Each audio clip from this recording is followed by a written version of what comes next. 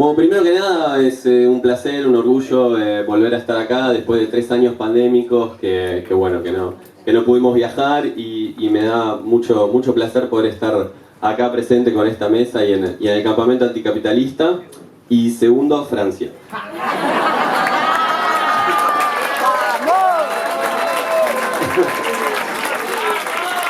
Para romper el hielo, porque si no es muy formal. Bueno, la situación en Europa está evidentemente marcada, como todo el mundo sabe, por la guerra en Ucrania, por un conflicto que viene a poner el capitalismo a nivel internacional, el problema de la guerra, la inflación, que hay inflación en Europa, eso es una novedad, y un montón de conflictos sociales que está habiendo alrededor de huelgas de trabajadores, justamente luchando contra la inflación, la pérdida del salario y por los derechos laborales. Hay toda una serie de huelgas a nivel europeo, de las cuales Francia es uno de los epicentros de la batalla en este momento, y voy a desarrollar un poco alrededor de eso mi intervención.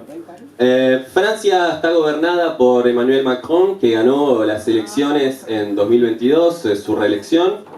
No sobre la base de un balance espectacular de su gobierno, sino más bien de años plagados de ataques hacia la clase trabajadora, en los que solo dio regalos para los ricos, como suprimir el impuesto a las grandes fortunas, y una gran serie de luchas y de procesos de movilización en su contra ese gobierno en los primeros 5 años de su mandato, entre los que se destacan la huelga ferroviaria, la movilización de los chalecos amarillos, que tuvo bastante impacto a nivel internacional en 2018, y también las movilizaciones contra el primer ensayo de reforma jubilatoria que el gobierno quiso pasar entre 2019 y 2020, que se saldó ahí con un empate, digamos, con una gran movilización que logró frenar la reforma jubilatoria en 2020, y luego vino la pandemia, con lo cual se frenó también esa lucha. Macron fue reelegido en las elecciones, en unas elecciones en las cuales hubo casi la mitad del país que se abstuvo de participar, y en una segunda vuelta en la cual básicamente la gente votó tapándose la nariz por Macron para que no ganara la extrema derecha racista y fascista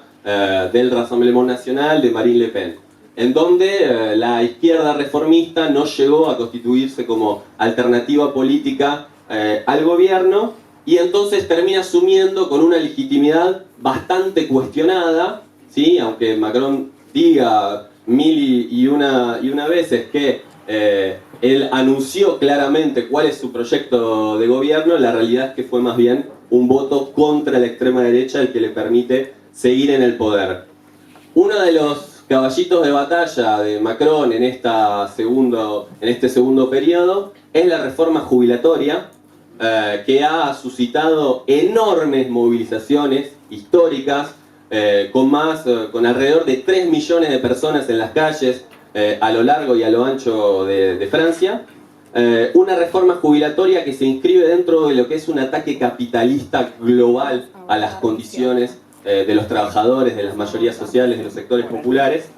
que básicamente lo que quiere hacer es, bueno, vivimos más tiempo, hay que trabajar más tiempo. La edad legal actualmente en Francia para jubilarse es a los 62 años. El gobierno quiere establecer una edad mínima jubilatoria a partir de los 64, pero con 43 años de aportes. Lo cual, si sacamos las cuentas, tenemos que empezar a trabajar a partir de los 21. Si haces un poco una carrera universitaria, olvídate de llegar a los 64. Si en algún momento de tu vida estás en algún periodo de desempleo o una mujer queda embarazada, bueno, podemos empezar a hacer las cuentas de que en realidad lo que se dice popularmente es que la reforma jubilatoria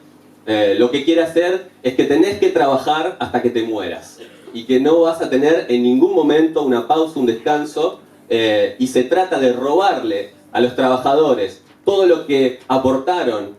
a la sociedad y que aportaron económicamente con sus aportes jubilatorios pagados durante años,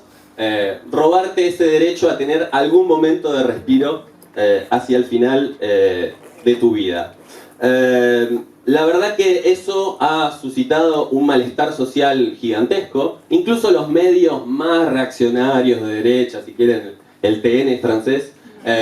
dice que más del 80% de la población está en contra de la reforma. O sea que realmente Macron dice, bueno, me votaron en las elecciones y yo les avisé que iba a pasar la reforma, lo cual es cierto,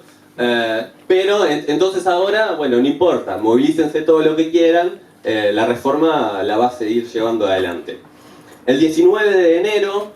fue la primera de las movilizaciones convocada por la Intersindical, el 19, la siguiente el 31 de enero y después durante el mes de febrero, el 7, el 11 y el 16 fueron jornadas muy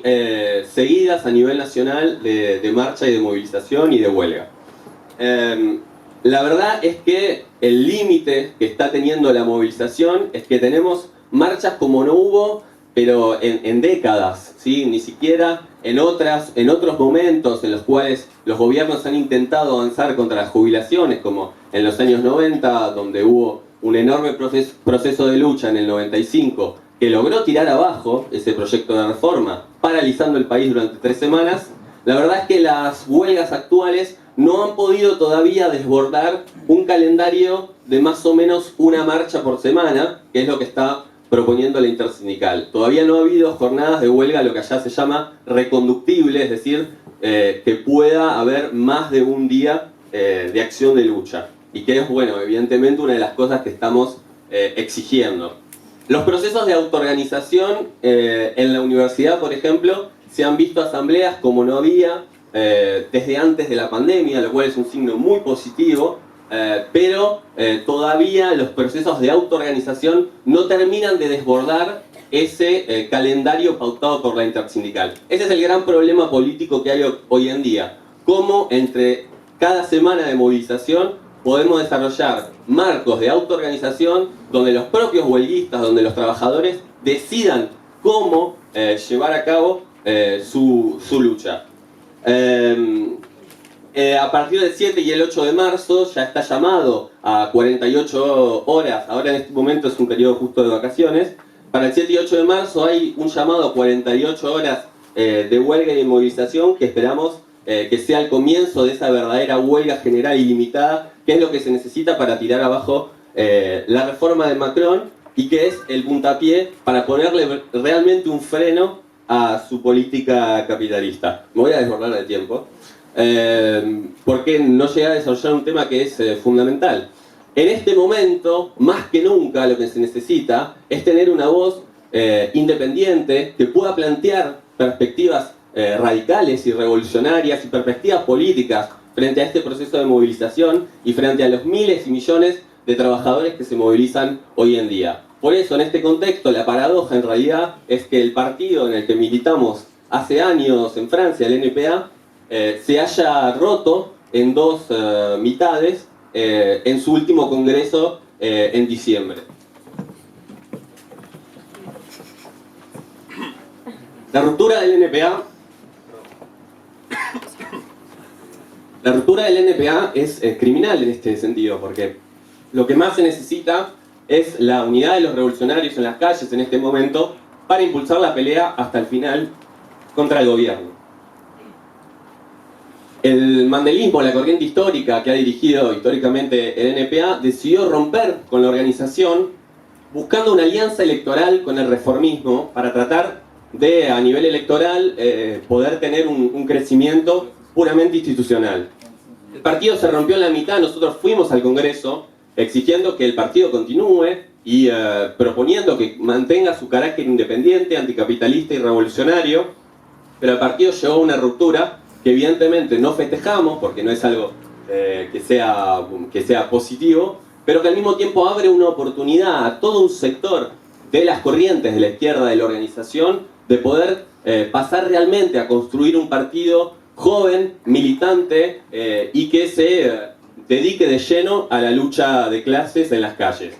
La verdad es que ha habido una brecha generacional enorme también en el partido, porque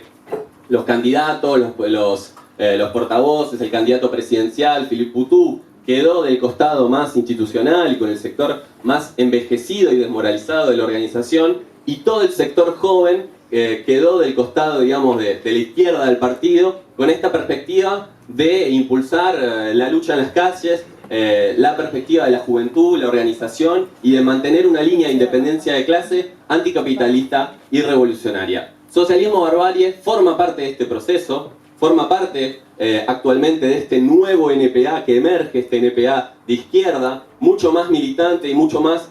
como nos gusta a nosotros y a la imagen del partido que queremos construir y de los partidos que queremos construir a nivel internacional para luchar por un trotskismo que no sea, como muchas corrientes europeas, una cuestión rutinaria, una cuestión dogmática, sino que se vuelque de lleno a la pelea, que participe de los procesos reales y que plantee claramente la perspectiva del relanzamiento de la revolución socialista en este siglo, apostando a toda la fuerza de la juventud anticapitalista y revolucionaria. Muchas gracias.